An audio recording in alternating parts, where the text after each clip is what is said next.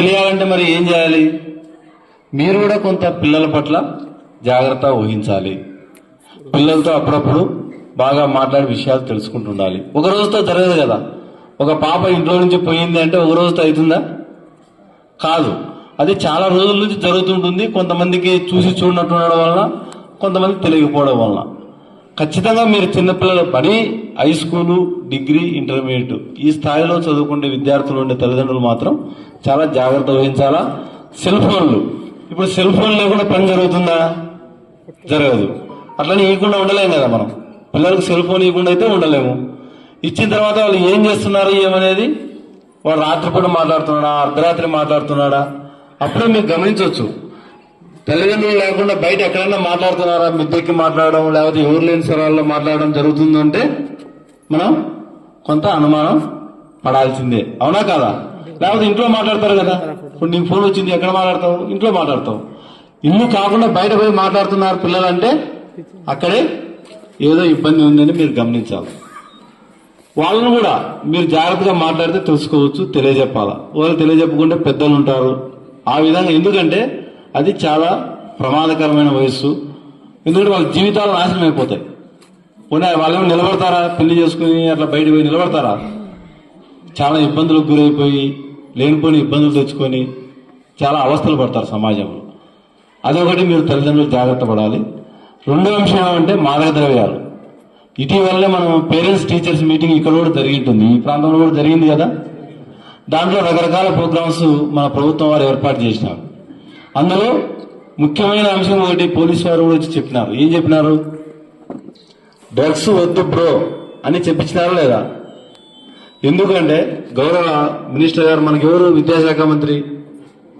నారా లోకేష్ బాబు గారు మన విద్యాశాఖ మంత్రి.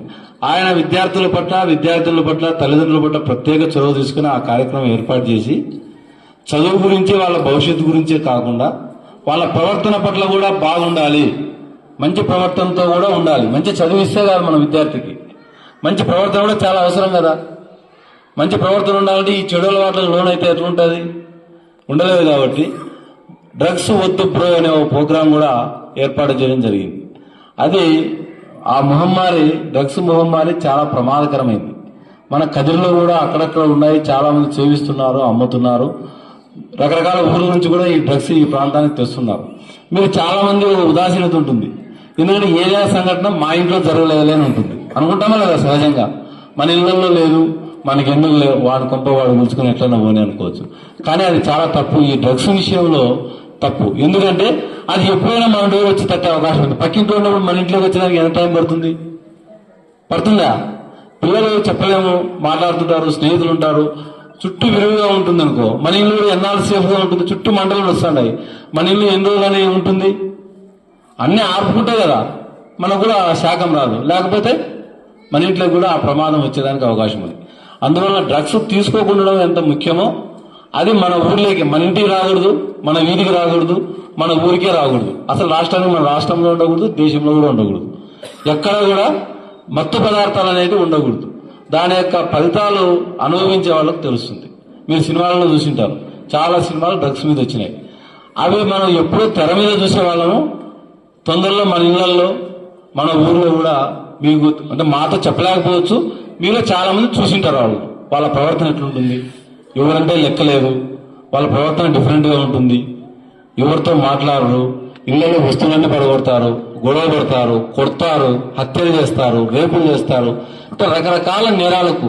ఇటీవలనే మీరు చూసుకుంటే రాయచోట్లో ఒక టీచర్ను, ఉర్దూ స్కూల్లోనే ఎక్కడో హై స్కూల్ టీచరు వాళ్ళ పిల్లలు గొడవ పడతా ఉంటే మధ్యలో పోతే ఏది జరిగిందో ఏమో, ఆ ఆవేదంతో చనిపోయినాడో దారిలో చనిపోయాడో, చనిపోవడం అయితే జరిగింది. చనిపోవడానికి కారణం ఏంటంటే 9వ తరగతి క్లాసులో పిల్లలు గొడవ పడతా ఉంటే ఆయన సర్ది చెప్పనికి పోయినాడు, ఆ మధ్యలో కొట్టినారు, కొడితే కొంత ఆవేదన చెందినాడు, చనిపోయాడు. కానీ ఆరాధిస్తే ఏముందంటే ఆ పిల్లలు కూడా మద్యం సేవిస్తున్నారు, మద్యం కాదు మత్తు పదార్థాలకు బానిసలైనారు అని తెలిసింది. అంటే చూడండి, మరి 9వ తరగతి పిల్లలు అంటే ఎంత వయసు ఉంటారు? తక్కువ వయసా కాదా? చాలా చిన్న వయసు. అటువంటి పిల్లలు కూడా మత్తు పదార్థాలు బానిస అవుతున్నారంటే మరి తల్లిదండ్రులుగా మనం కనుక్కోవచ్చునా లేదా? 9వ తరగతి పిల్లలు మన దగ్గరే ఉంటారు కదా. 20 ఏళ్ళు 25 ఏళ్ళు అంటే వాళ్ళు ఇష్టం వచ్చినట్టు తిరుగుతుంటారు. 8, 9, 10 ఇంటర్మీడియట్ వరకు తల్లిదండ్రుల దగ్గరికి వస్తుంటారు, పోతుంటారు. మనం గమనించలేకపోతుంటే మన బాధ్యత ఉందా లేదా?